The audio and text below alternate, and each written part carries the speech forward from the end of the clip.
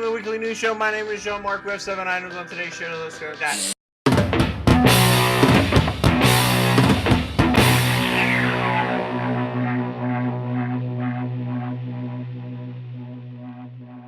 Number 1, Bethesda did something strange. They decided to release a note to players to set expectations. So the beta for Fallout 76 was coming out, and the people over at Bethesda decided to leave them a note.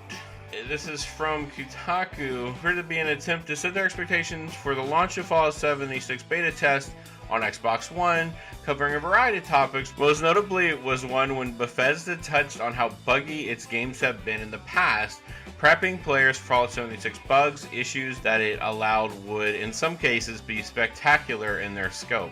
But beyond that, it seemed like Bethesda is trying to prep its fans in the reality that Fallout has moved online with all that implies. So that's a little weird, it's a little strange, but I think they're just doing damage control over Bethesda. I don't know.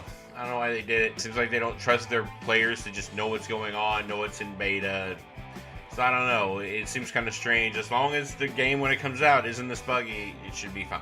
Number 2 in esports news, Drake has decided he is going to invest in a esports team called 100 Thieves. He did that. He's doing it.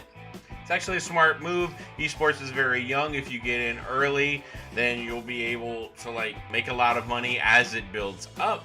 If it builds up to the way we think it is, with gaming culture on the rise, with esports on the rise, it is actually a good idea to invest in this currently. So if you had money and you had an esports team you're pretty confident in, and why not? Number 3, this one's very interesting. About a week or two ago, one of the devs at Rockstar, who's making the new Red Dead Redemption, joked about people working 100-hour weeks there. Rockstar had a lot of backlash about this, but recently an anonymous Rockstar dev said it's overwork is even worse than the studio claims.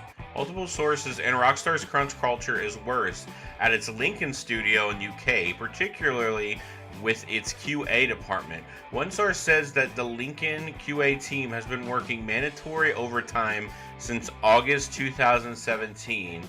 Rockstar Lincoln recently held a studio-wide meeting to tell employees that overtime is not mandatory, admitting that some people have said they felt it was effectively mandatory because it was expected of them.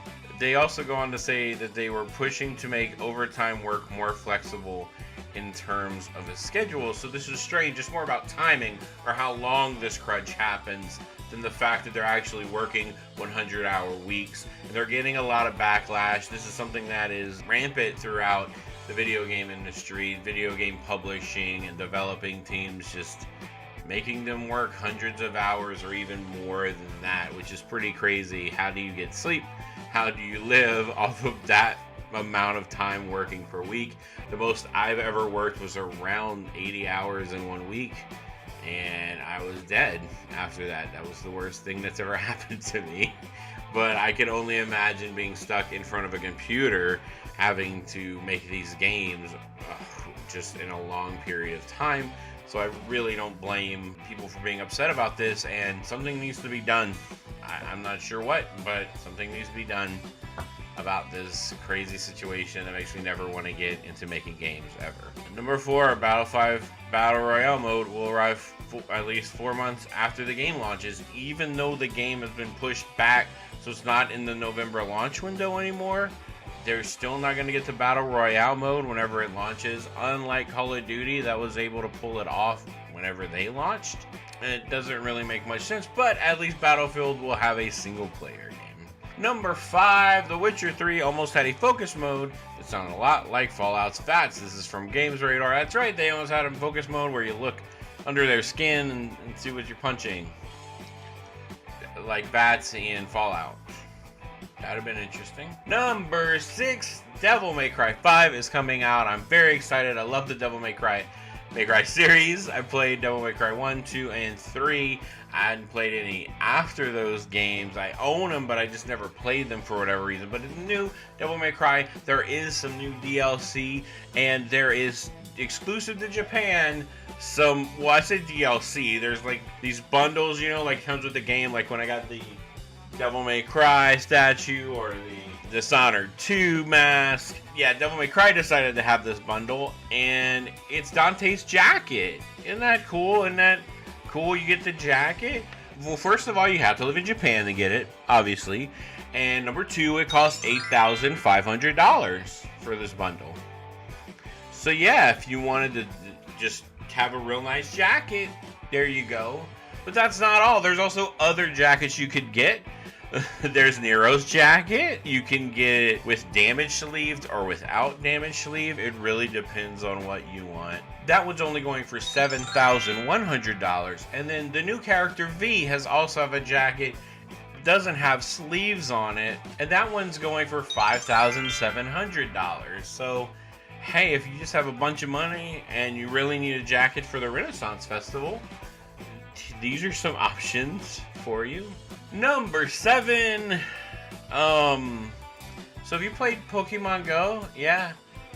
There's a new Pokemon Go-ish app called Follow JC Go. It works exactly like Pokemon Go, but instead of battling other Pokemon, you just need to answer some questions from saints, and you're like, they like, maybe they give you Bible quotes or something. Yeah, I found a trailer for it, but it's all in Spanish. So yeah, in addition to finding saints, you use a hydration and nutrition meter. It also takes note of your prayer count. While the games feature transactions, they come into a form of donations to charity. This was originally made for World Youth Day in Panama early next year, but they released it just in Spanish, but more languages are coming soon. You can get it on your phone. I took a picture of it. I looked in my iTunes and made sure it was there, and it was. I did give up Pokemon Go. I did lose it. Some friends of mine are still playing it. Some parents, some kids are still playing it. What if I pick this one up? It's different. Yeah. Now it's time for most people's favorite one.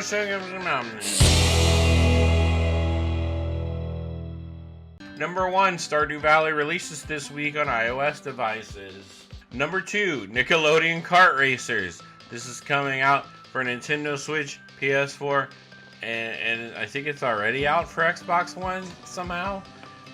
Yeah, you get to play as a lot of different characters from a lot of different properties owned by Nintendo. And you get to kart race. That's probably not as good as Mario Kart, but if you really like Nickelodeon, like old cartoons like Rugrats and Hey Arnold and SpongeBob, you think they would have gave me something more updated than the Ninja Turtles even. No other Nicktoons, no recent Nicktoons in there. That's all we're gonna get.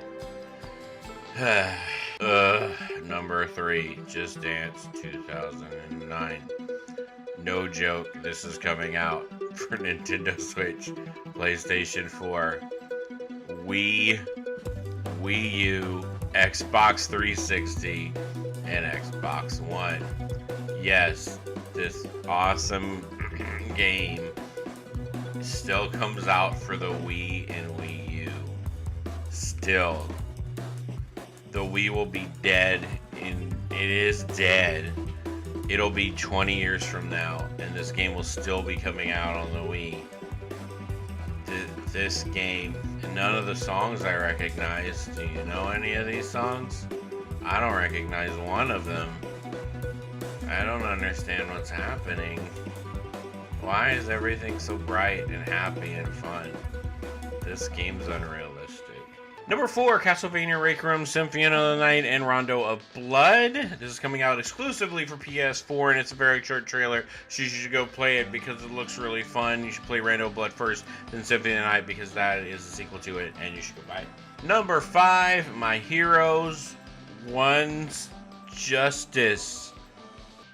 This is coming out for Nintendo Switch, PlayStation 4, and Xbox One. this is you play as Hero, but all the characters from My Hero Academia, or a lot of them, and you just kind of fight each other. There's a story mode in it where you play in the story, and you could pick villains or villains or heroes, and then there's this other mode. There's mission mode where you go on like little missions or something. There's other players, and you fight each other, and you get rewards and experience. You can customize online battle, where you can customize yourself and then fight against other online players. So that's something that this game has in it. So many players. So yeah, that's it. You just kind of punch in a bunch of people in the face. It's that's your kind of cup of tea, just punching people. Then yeah, go for it. Punch people over and over again. That's fun. Number 6, Red Dead Redemption 2. This is coming out for PlayStation 4 and Xbox One. You play as a cowboy. You're going to do cowboy stuff. I am worried that this game was going to be too tied up in the minutia, but the characters look good. The gameplay looks fun. The story looks like it's going to be very compelling. But I just don't have to worry about the small nitpicky stuff. That's it. Otherwise, it looks like a very solid game. Thank you for watching the Weekly News Show. My name is Jean-Marc. Please hit the like, subscribe, and like you see. You have all the news, and I do what everyone with it. Thanks for watching, and I guess get Red Dead Redemption 2 or the Castlevania Requiem game. Sure.